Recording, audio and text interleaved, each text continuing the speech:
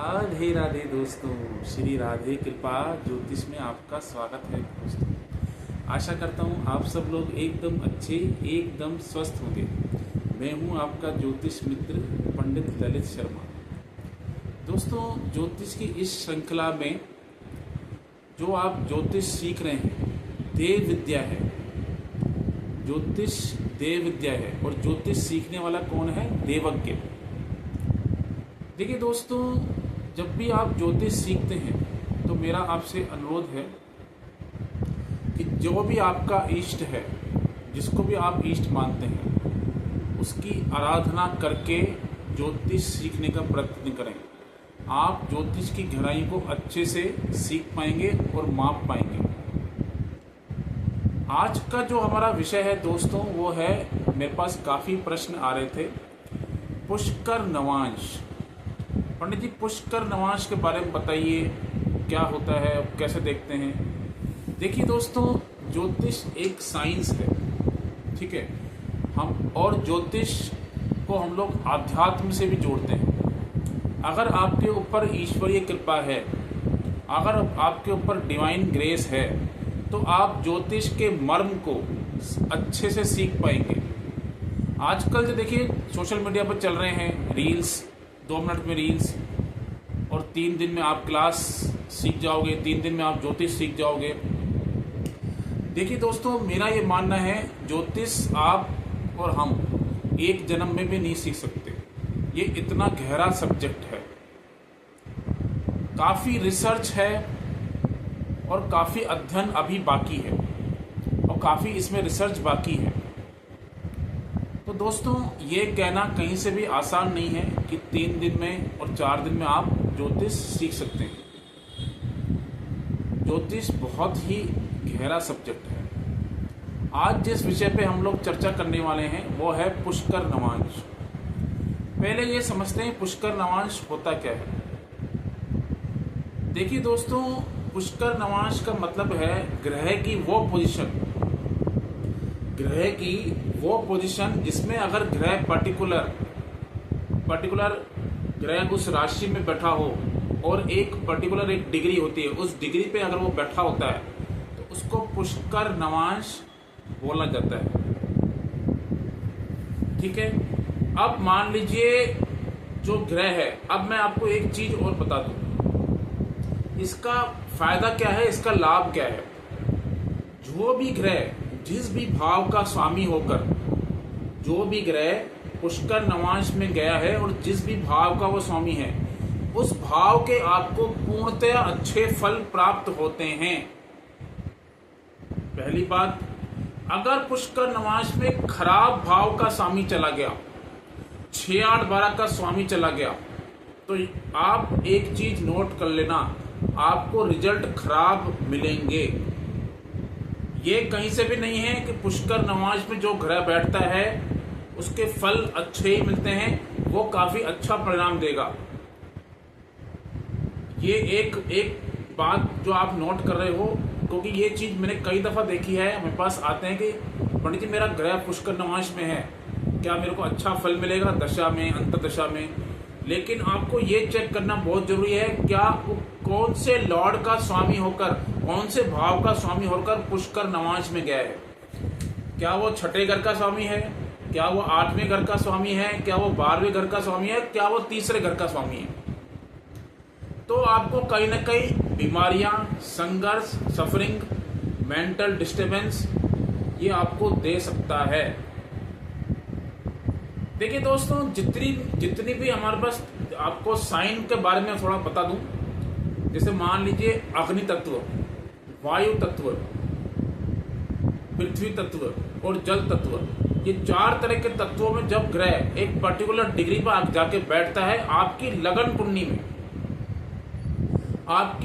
कुंडली में जब ग्रह इन राशियों में जाके बैठेगा तो वो पुष्कर नवांश में जाता है। ये मैं आपको आपकी पत्रिका के माध्यम से आप चेक करिए। एग्जाम्पल के तौर पे आप ये देखिए कि फायर साइन में 1, 5, 9 में कौन सा ग्रह बैठा हुआ है, और मैं उसकी आपको डिग्री बता रहा हूं। देखिए दोस्तों, उसकी डिग्री होनी चाहिए 20 डिग्री 23 मिनट से और फिर 26 डिग्री 30 डिग्री 26 मिनट 30 डिग्री तक 159 में अगर कोई ग्रह बैठा हुआ है तो आप चेक करिए। 20 डिग्री 23 मिनट से एक तो ये हो गया फॉर्मेट, और दूसरा फॉर्मेट है 26 मिनट 30 डिग्री तक। ठीक है। दूसरा आपको चेक करना है, कोई पृथ्वी तत्व राशियों में 2, 6, 10 में कोई ग्रह 6 डिग्री 40 मिनट से 10 डिग्री के बीच में अगर कोई ग्रह बैठा हुआ है तो वो पुष्कर नवांश में चला गया है। उसके बाद आपको चेक क्या करना है, वो कौन से भाव का लॉर्ड होकर पुष्कर नवांश में गया है। क्या वो सेकंड लॉर्ड है, क्या वो आपका 10वें भाव का स्वामी है, क्या आपका 11वें भाव का स्वामी है। तो उस भाव से संबंधित आपको काफी अच्छे परिणाम देखने को मिलेंगे। एग्जाम्पल के तौर पे अगर वो दूसरे भाव का स्वामी होकर पुष्कर नवांश में चला गया और इन राशियों में आ गया तो आपको धन लाभ होगा, आपको कुटुंब से सहयोग मिलेगा। ठीक है। कोई आपको मान लीजिए कोई बैंकिंग संबंधित कोई ना कोई आपको जो भी आपको रिफ्लेक्टमेंट मिलना है वो आपको मिलेगा। मेनली आपको धन की प्राप्ति होगी, माता पिता का सहयोग प्राप्त होगा। मान लीजिए इसमें अगर कोई आपका 10वें भाव का स्वामी होकर पुष्कर नवांश में चला गया तो आपके कैरियर के लिए काफी अच्छा रहेगा, आपके व्यवसाय के लिए काफी अच्छा रहेगा। अब मैं बात करता हूं वायु तत्व राशियों की। वायु तत्व राशियां कौन सी होती हैं? 3, 7, 11। अब इन राशियों में जो डिग्री होनी चाहिए 16 डिग्री 40 मिनट से, ये आप देख लीजिए 16 डिग्री 40 मिनट से 20 डिग्री तक। एक तो ये हो गया वायु तत्व राशियों में। दूसरा हो गया 23 डिग्री 20 मिनट से 25 डिग्री तक।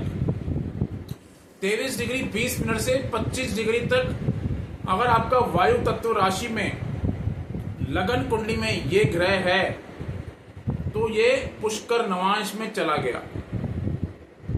ठीक है। अब बात करता हूं जल तत्व राशियां। जल तत्व राशियां कौन सी है? 4, 8, 12। आप अपनी लगन कुंडली में चेक करिए, कर्क राशि में, वृश्चिक राशि में और मीन राशि में कोई ग्रह 3 डिग्री 20 मिनट से, एक तो ये फॉर्मेट हो गया 3 डिग्री 20 मिनट, और 6 डिग्री 40 मिनट से 10 डिग्री के बीच में कोई ग्रह आपका है जल तत्व राशियों में 4, 8, 12 कर्क, वृश्चिक और मीन में। ठीक है। ये आप चेक कर लीजिए। देखिए दोस्तों, जो पुष्कर नवांश होता है, जो पुष्कर आपका नवांश होता है वो शुभ ग्रहों द्वारा संचालित होता है। शुभ ग्रहों द्वारा संचालित होता है। 24 तरह के पुष्कर नवांश होते हैं। 24 तरह के। 9 नवांश बृहस्पति के पास होते हैं, 9 नवांश शुक्र के पास होते हैं, 3 नवांश बुध के पास होते हैं और 3 नवांश चंद्रमा के पास होते हैं। तो ये 4 ही शुभ ग्रह हैं जो पुष्कर अगर आपकी नवांश में इनकी राशियों में कोई ग्रह चला गया तो वो पुष्कर नवांश में कहलाएगा। बृहस्पति की राशि में चला गया तो पुष्कर नवांश में, बुध की राशि में चला गया तो पुष्कर नवांश में, शुक्र की राशि में चला गया तो पुष्कर नवांश में होगा, और आप चंद्रमा की राशि में चला गया तो पुष्कर नवांश में होगा। ठीक है। और एक विशेष बात, सूर्य, मंगल और शनि की राशियों में अगर आपकी नवांश कुंडली में कोई ग्रह पड़ा हुआ है तो पुष्कर नवांश में नहीं कहलाएगा। सूर्य, मंगल, शनि इनकी राशि में अगर कोई ग्रह पड़ा हुआ है आपकी नवांश कुंडली में तो पुष्कर नवांश में नहीं कहलाएगा। ठीक है। यह आपको समझ गया। अब इसके फल क्या मिलेंगे? देखिए 2 तरह से मैंने आपको बता दिया। एक तो जिस हाउस का स्वामी है उसके रिजल्ट मिलेंगे, और दूसरा इसके कारक तत्व, जो ग्रहों के कारक तत्व हैं उसका आपको काफी अच्छा रिजल्ट मिलेगा। जैसे मान लीजिए बृहस्पति अगर आपका पुष्कर नवांश में चला गया तो बृहस्पति क्या है? अध्यात्म। बृहस्पति क्या है? ज्ञान। बृहस्पति क्या है? विजडम। बृहस्पति क्या है?